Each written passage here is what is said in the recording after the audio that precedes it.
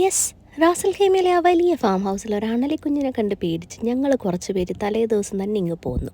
ഇനി ബാക്കിയുള്ളവരുടെ അവസ്ഥ എന്തായെന്ന് അറിയാൻ പോയി നോക്കണം. ഇവർക്ക് വരാൻ പോണെന്ന് ഞാൻ പറഞ്ഞുതരാം. UAE പോലീസ് ഇവിടെ അന്വേഷിക്കും.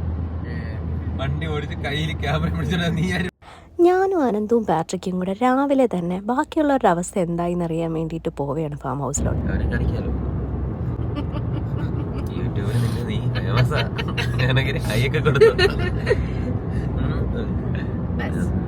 പോകുന്നതിന് മുന്നേ ഒരു ചായ കുടിച്ചിട്ട് പോവാന്ന്. അതെന്താ അനന്തു? ഇത് വട ക്യാരറ്റൊക്കെ ഇടുന്നുണ്ട് കേട്ടോ. ഇവിടെ അരിഞ്ഞോട്ടിരുന്ന തെന്നി വീണതാണ്. അങ്ങനെ ചായയും വടിയൊക്കെ കഴിച്ചിട്ട് ഞങ്ങൾ യാത്ര കണ്ടിന്യൂ ചെയ്തു. ഫാം ഹൗസിൻ്റെ ലൊക്കേഷൻ വരുന്നത് റാസൽ ഖൈമ ബോർഡറിലാണ്, റാഫ എന്ന് പേരുള്ള സ്ഥലത്ത്.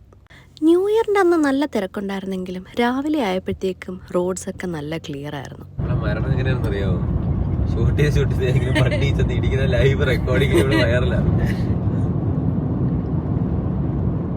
രാവിലെ കാണാൻ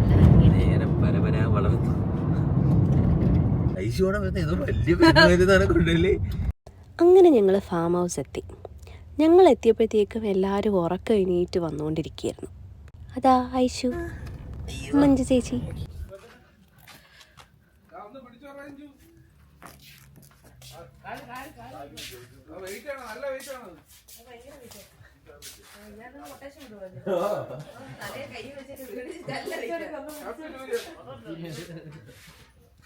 രാവിലെ നല്ല തണുപ്പുണ്ടായിരുന്നു. അതാ മരുഭൂമിയുടെ ഒത്ത നടുക്കൊരു ഫാം ഹൗസ്. ഞാൻ ചുറ്റി നടന്ന് വീഡിയോസൊക്കെ എടുക്കായിരുന്നു. ബാക്കി ചിലരിതാ അവിടെ എണീക്കുന്നതേ ഉള്ളൂ. അതാ ചേട്ടത്തി അണലിക്കുഞ്ഞിനെ കണ്ട് പേടിച്ചിട്ടാണ് അവിടെ അകത്തെങ്ങും കിടക്കാതെ കാറിൻ്റെ അകത്ത് വന്ന് കിടന്നത്. അതാ കൂടെ കൊച്ചിനെയും കൂട്ടിയിട്ടുണ്ട്. അവളതൊന്നും അറിയാതെ ഉറങ്ങുന്നു.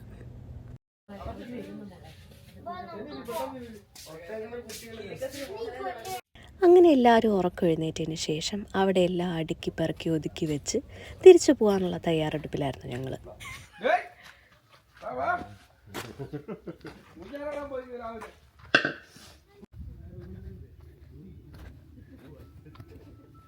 വാട്ടർമെലൺ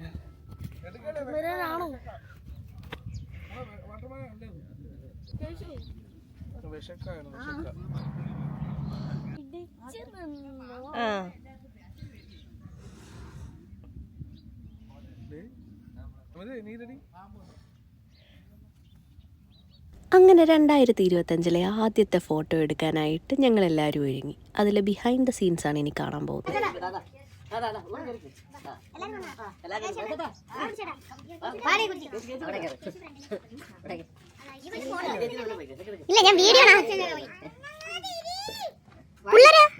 അങ്ങനെ കഷ്ടപ്പെട്ടൊരു ഫോട്ടോ എടുത്തതിന് ശേഷം ഒരു റെസ്റ്റോറൻറ്റിൽ കയറി കാപ്പി കുടിക്കാനായിട്ട് ഇരിക്കുകയാണ് ഞങ്ങൾ. ഒരു ചായക്കുള്ള കാത്തിരിപ്പാണിത്.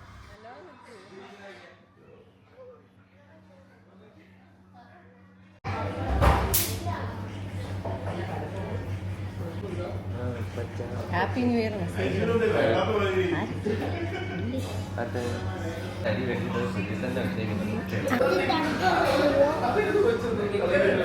തണുപ്പ് വെള്ളം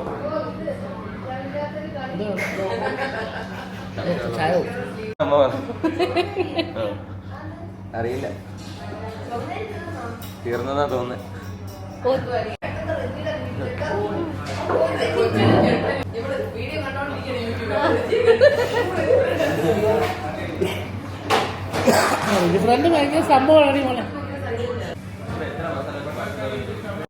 അങ്ങനെ അതാ 2025 2024 എന്ന വർഷം എങ്ങനെ പോയിന്ന് ഒരു പിടിയുമില്ല.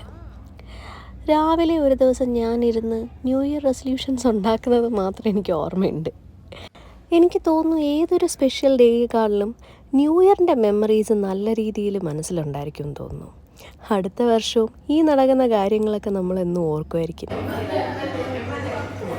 അങ്ങനെ അതാ ചൂട് മസാല ദോശയും ചായയൊക്കെ കുടിച്ച് നുണ പറച്ചിലൊക്കെ കഴിഞ്ഞ് ക്ഷമിക്കണം ന്യൂ ഇയർ മെമ്മറീസൊക്കെ ക്രിയേറ്റ് ചെയ്തുകൊണ്ട് 2025 എന്ന വർഷം ഞങ്ങളിതാ ഒഫീഷ്യലി ആരംഭിച്ചിരിക്കുകയാണ്. എല്ലാ വർഷത്തെയും പോലെ ഇപ്രാവശ്യവും ഒരേ ഒരു പ്രാർത്ഥന മാത്രം, ഈ വർഷമെങ്കിലും ഒന്ന് മിന്നിച്ചേക്കണേ. Yes, happy new year.